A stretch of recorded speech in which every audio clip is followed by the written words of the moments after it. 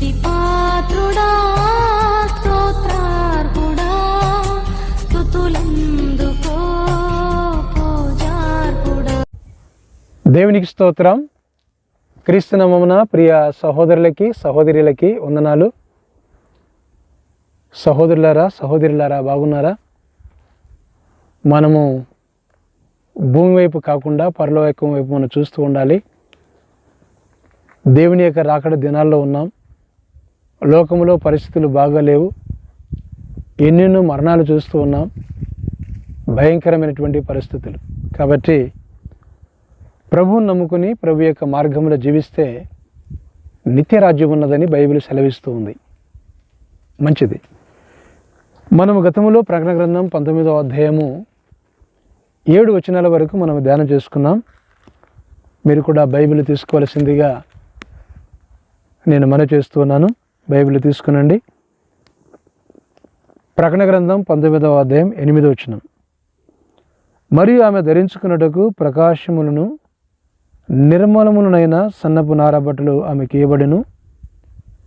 అవి పరిశుద్ధుల నీతి క్రియలు. దేవునికి స్తోత్రం. ప్రేమ కలిగిన దేవ, పరిశుద్ధుడా, నీ ఘనమైన పరిశుద్ధమైన పాదములకినైనా వందనాలు, స్తోత్రాలు, కృతజ్ఞతాస్తులు ప్రభు.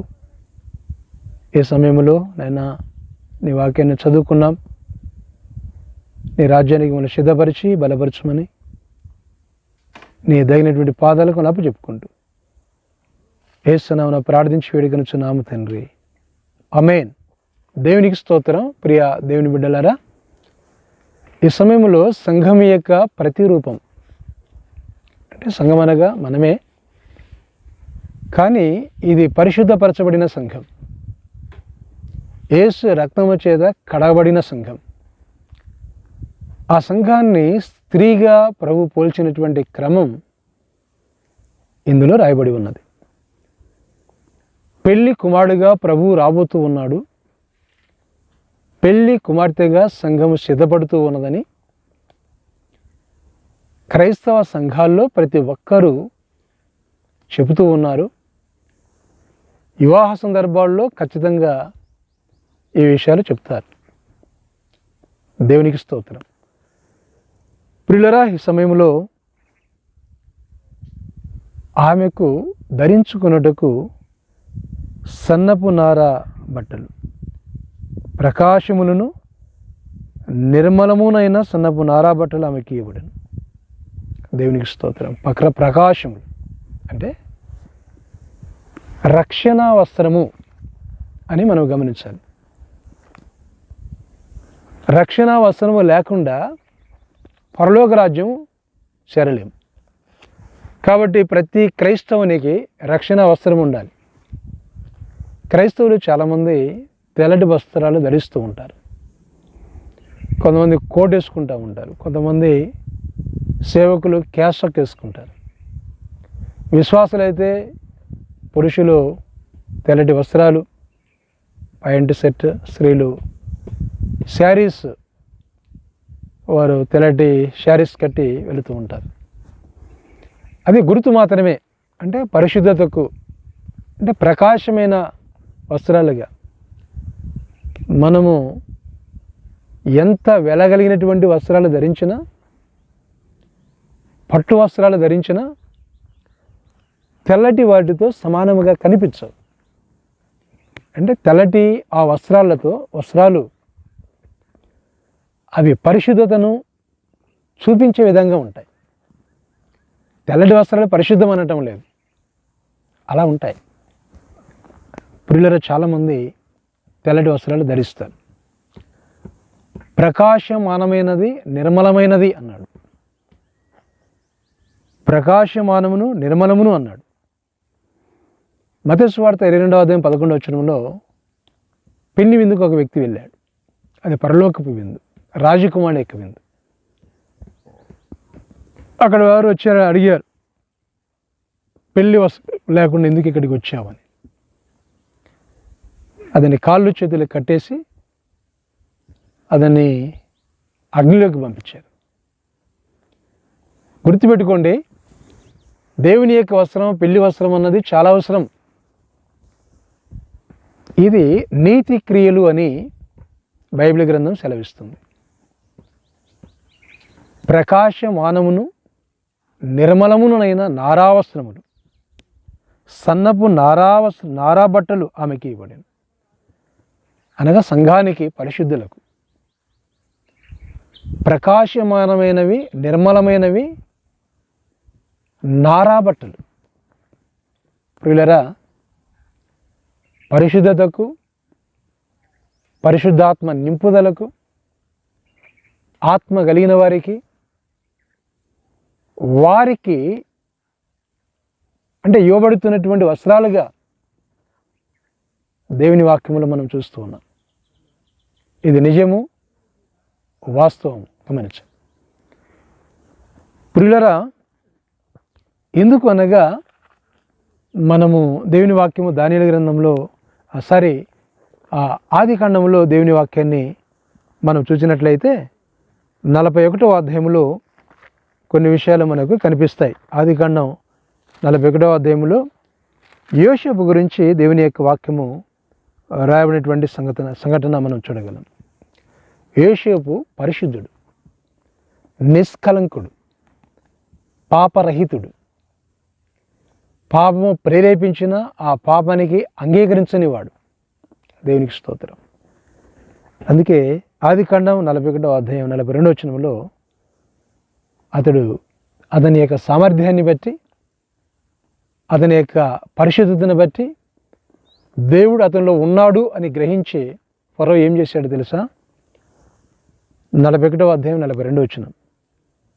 మరియు ఫరో తన చేతినున్న తన ఉంగరము తీసి యోసేపు చేతిని పెట్టి సన్నపు నార బట్టలు అతనికి తొడిగించి అతని మెడకు బంగారు గొలుసు వేసి తన 2వ రథం మీద అతన్ని ఎక్కించెను. అప్పుడు వందనము చేయడని అతని ముందర జనులు కేకలు వేసిరి. అట్లు ఐగుప్తు దేశం అంతటి మీద అతన్ని నియమించాను. యోసేపును గతంలో దేవుడు ఎలా ఆ ఐగుప్తు దేశంలో వాడుకున్నాడో, నియమించాడో, ప్రియ దేవుని బిడ్డలారా, పరలోక రాజ్యములో కూడా దేవుడు నిన్ను అలా నియమించబోతూ ఉన్నాడు. ఆయన వస్త్రాలు ఎలా ఉన్నాయంటే సన్నపు నారా బట్టలు అతనికి తొడిగించి అన్నాడు. సన్నపు నారా బట్టలు అతనికి తొడిగించి, అవి ప్రకాశమానమైనవి, నిర్మలమైనవి అని చూస్తూ ఉన్నాం. ఎంత మంచి దుస్తులో అంటే ఆ దుస్తులు ధరించుటకు యోసేపు యోగ్యుడు అని మనము గ్రహించాలి. ఆ వస్త్రాలు ధరించుటకు ఆయన యోగ్యుడు అని మనం ధరించాలి. మనం కూడా తెల్లటి వస్త్రాలు వేసుకుంటున్నామంటే అర్థం ఉండాలి. పాపం చేసేవాడు తెల్లటి వస్త్రాలు ధరిస్తే ప్రయోజనం లేదు. తెల్లటి వారైనా నల్లటి వారైనా ఎవరైనా ఇద్దరికి కూడా అందాన్ని ఇచ్చేటివి తెల్లటి వస్త్రాలు. దేవునికి స్తోత్రం.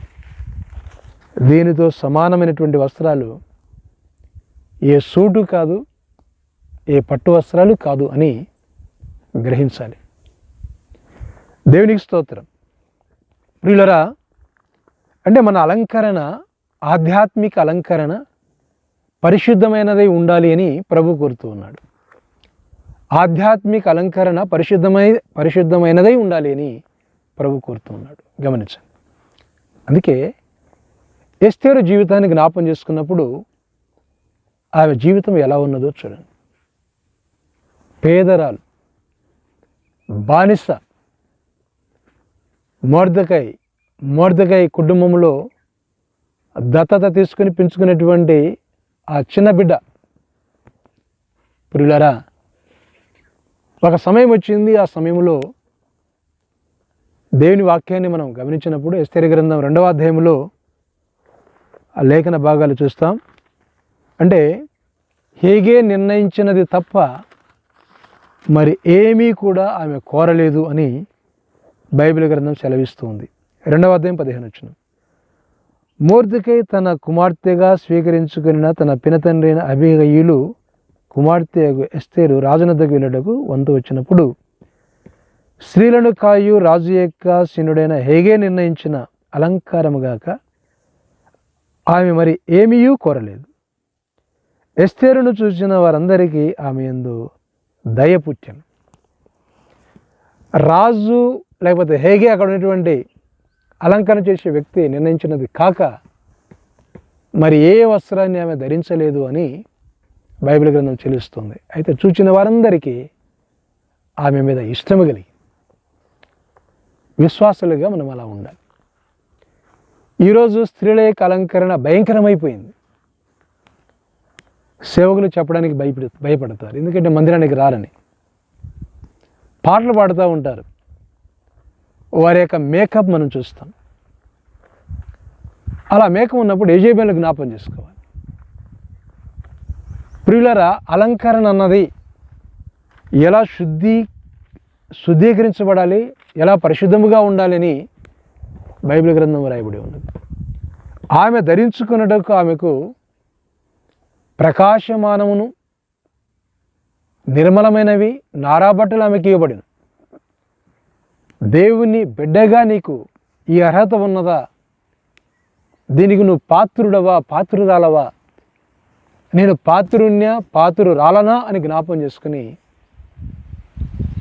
ప్రశ్నించుకొని పరిశుద్ధమైన అలంకరణ జీవితంలోకి రావాలని ప్రభు కోరుతూ ఉన్నాడు. దేవునికి స్తోత్రం. నారా బట్టలు ఉన్నప్పుడు యేసుప్రభు వారి యొక్క జీవితం కూడా మనకు కనిపిస్తుంది. యేసుప్రభు వారు ధరించినటువంటి వస్త్రాలు కూడా మనకు కనిపిస్తాయి. గతంలో దూతగా, యెహోవా దూతగా ఆయన కనిపిస్తాడు. ప్రియులారా, దానియేలు గ్రంథం 7వ అధ్యాయంలో దేవుని యొక్క లేఖన భాగాలను మనం గమనించినప్పుడు అక్కడ దానియేలుకు ప్రత్యక్షమైనటువంటి సందర్భం యేసుప్రభు అని మనం చెప్పాలి. యేసుప్రభు వారి యొక్క రూపము దానియేలు గ్రంథంలో మనకు కనిపిస్తుంది. తర్వాత ప్రకటన గ్రంథంలో కూడా మనకు కనిపిస్తుంది అని మనము ఎరుగుదాం. వాక్యం చదువుతున్నాము కదా, వాక్య ప్రకారం జీవిస్తున్నామో లేదో ఒకసారి ప్రశ్నించుకోవాలి.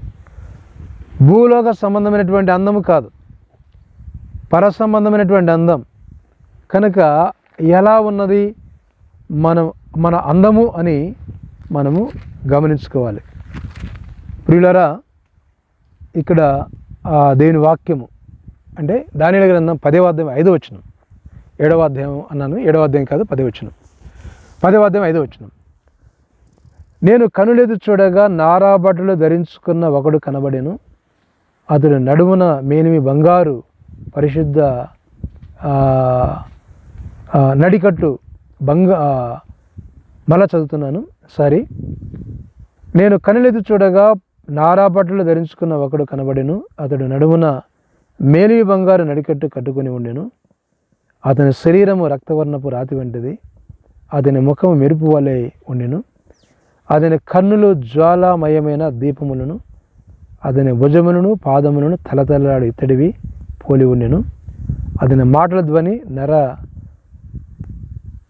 సమూహపు కంఠధ్వని వలె ఉండెను. ఖచ్చితంగా చెప్పగలము యేసుప్రభు వారు అని. పిల్లరా, అలనాడు యేసుప్రభు వారిగా మనిషి కుమారుడిగా రానప్పుడు ఆయన వస్త్రధారణ ఎలా ఉన్నది అనగా సన్నపు నార బట్టలు ధరించుకుని ఉన్న ఒకడు కనబడిను అన్నాడు. అనగా యేసుక్రీస్తు దానియేలుకు కనిపించాడు. సన్నపు నార బట్టలతో కనిపించేటువంటి రూపాన్ని మనం బైబిల్ గ్రంథంలో ఇక్కడ మనం చూస్తూ ఉన్నాం. దేవునికి స్తోత్రం. ప్రియ దేవుని బిడ్డలారా, గమనించండి. అందుకే యేసు ప్రభువారుగా ఆయన జన్మించి యాకోబు యోహానుకు కనబడినటువంటి సందర్భాన్ని ఒకసారి మనం జ్ఞాపం చేసుకుందాం. సువార్తల్లో 3 సువార్తల్లో రాయబడి ఉంది. కానీ మార్కు సువార్త 9వ అధ్యాయం 3వ వచనాన్ని మనము చూచినప్పుడు అందులో స్పష్టముగా అర్థవంతముగా బైబిల్ గ్రంథంలో మనం చూస్తాం. 9వ అధ్యాయం 3వ వచనం. 6 దినములైన తర్వాత యేసు పేతురును యాకోబును యోహానును మాత్రం వెంట పెట్టుకుని ఎత్తైన ఒక కొండ మీదకి ఏకాంతముగా వారిని తోడుకొని పోయి వారి ఎదుట రూపాంతరం పొందెను. అందులో ఆయన వస్త్రములు ప్రకాశమానమైనయు మిగుల తెల్లనియు ఆయను. లోకముందు ఏ చాకలిను అంత తెల్లగా చలవ చేయలేడు అని బైబిల్ గ్రంథంలో దేవుని వాక్యాన్ని మనం చూస్తూ ఉన్నాం. దేవునికి స్తోత్రం. ఎంత అద్భుతమైనటువంటి సన్నివేశం. యేసు ప్రభువారి యొక్క రూపాంతర కొండ మీద ప్రకాశమానమైన అన్నాడు. ఇక్కడ ఆమె ధరించుకున్నటకు పెళ్లి కుమారుడు ఇష్టపడాలి అంటే పెళ్లి కుమార్తె యొక్క రూపం మనకు కనిపించాలి. ఈ లోకంలో వివాహాలు పెళ్లి కుమార్తె రూపాన్ని బట్టి పెళ్లి కుమార్తె రూపాన్ని బట్టి పెళ్లి కుమార్తెని గ్రహిస్తాం, అర్థం చేసుకుంటాం, అర్థమవుతుంది. పెళ్లి కుమారుడైనటువంటి యేసుక్రీస్తు పరిశుద్ధుడు. అలానే ఆయన సంఘానికి పరిశుద్ధమైన వస్త్రాలు కావాలి అని చెబుతూ ఉన్నాడు. అలా ధరించుకుని ఉండాలి అని చెబుతూ ఉన్నాడు. ప్రకాశమానమైనవి, నిర్మలమైనవి నారాబట్టలు. ప్రభువుని నమ్మినామని తిట్టుకోవడం, కొట్టుకోవడం, శపించుకోవడం, ఈ విధంగా ఉన్నట్లయితే దేవుని యొక్క శిక్షకు పాత్రులు అవుతారు అని గ్రహించాలి. ప్రియులారా గమనించండి, అలంకారం అంటే ఎలా ఉండాలి? దేవుని వాక్యంలో 1 పేతురు పత్రిక 3వ అధ్యాయం 3వ వచనంలో సాధువైనట్టు మృదువైనట్టు అని అంటూ అక్కడ అక్షయాలంకారముగా అంటే పరిశుద్ధమైనటువంటి అలంకారం ఉండవలెను అని స్త్రీ గురించి మాట్లాడుతూ చెప్పాడు. ఇది ఒక స్త్రీ గురించే కాదు, సంఘాన్ని గురించి అని మనం జ్ఞాపం చేసుకోవాలి. సంఘము వారి యొక్క అలంకరణ పరిశుద్ధమైనదై ఉండాలి. ప్రసంగి గ్రంథం 9వ అధ్యాయం 8వ వచనంలో ఎల్లప్పుడూ మీరు తెల్లటి వస్త్రాలు ధరించండి అంటే అర్థం ఏంటి? మీరు పరిశుద్ధమైన జీవితం కలిగి ఉండని దాని అర్థం. వస్త్రాలే కాదు, తలకు నూనె పెట్టుకోవటమే కాదు, ఎప్పుడు కూడా తెల్లటి వస్త్రాలు ధరించి ఉండండి అంటే పరిశుద్ధముగా ఎప్పుడూ ఈ భూలోకమును ఉన్నంతకాలం పరిశుద్ధంగా ఉండాలని ప్రభు చెబుతున్నటువంటి మాట. ప్రియులారా గమనించండి, చాలా విషయాలు బైబిల్ గ్రంథంలో రాయబడ్డాయి. తెల్లటి వస్త్రాలు పరిశుద్ధతకు సూచనగా ఉన్నాయి. ప్రియులారా, అందుకే 7:14 ప్రకటన 7:14 ఈ వస్త్రాలు ఎక్కడి నుంచి వచ్చాయి అంటే గొర్రెపిల్ల రక్తము చేత కడగబడిన వారు అని చెప్పబడింది. అంటే ఆ పరిశుద్ధుల గురించి మాట్లాడుతూ పెద్దల్లో ఒకరు అడిగాడు, ఇక్కడ ఎవరి వీరు అని అంటే వారు పరిశుద్ధులు అనేటువంటి భాగాన్ని బైబిల్ గ్రంథంలో మనం చూచాం. ప్రియ దేవుని బిడ్డలారా గమనించండి, ఇలాంటి బ్రతకాలి, ఇలాంటి జీవితం జీవించాలి. పాప జీవితం కాదు, పనికిమాలిన జీవితం కాదు, వ్యర్థమైన జీవితం కాదు, నరకానికి వెళ్ళిపోయే జీవితం కాదు, సుఖభోగాలతో కూడుకున్నది కాదు, పరిశుద్ధమైన జీవితం. దేవునికి స్తోత్రం. కాబట్టి వాక్యం ఈ రీతిగా సెలవిస్తుంది. 7:14 అందుకే సంఘం ఎలా ఉండాలో పౌలు గారు కూడా చెప్పారు. ఎఫెసీయులకు రాసిన పత్రిక 5వ అధ్యాయం 7వ వచనంలో పరిశుద్ధమైనది, నిర్మలమైనది అన్నాడు, నిష్కలంకమైనది అన్నాడు. అంటే దేవుడు పరిశుద్ధుడు, యేసుక్రీస్తు పరిశుద్ధుడు, ఆయన రక్తం పరిశుద్ధమైన రక్తముతో ఎవరైతే కడగబడతారో వారి యొక్క రూపాన్ని గురించి ఇక్కడ రాయబడి ఉంది. యేసుక్రీస్తు యొక్క రాకటి దినాన్న ఆయన ఎలా ఉంటారో మనం కూడా అలానే ఉంటాం. కాబట్టి జ్ఞాపం చేస్తున్నాను, ఆ పరిశుద్ధత జీవితం మనకున్నదా? ఆ వస్త్రధారణ మనకున్నదా? లేకపోతే ఈ లోకంలో మేకపులు చేస్తున్నామా? పురుషులైనా స్త్రీలైనా జ్ఞాపం చేసుకుందాం. దేవునికి లోబడి పరిశుద్ధమైన జీవితం మనం జీవించినట్లయితే మన ఇంట్లోనూ, సంఘములోనూ, సమాజంలోనూ మనం ఎక్కడ ఉన్నా ప్రభువును పోలి జీవించాలని ప్రభువు కోరుతూ ఉన్నాడు. దేవునికి స్తోత్రం. ప్రార్థన చేసుకుందాం. ప్రేమ కలిగిన దేవా, పరిశుద్ధుడా,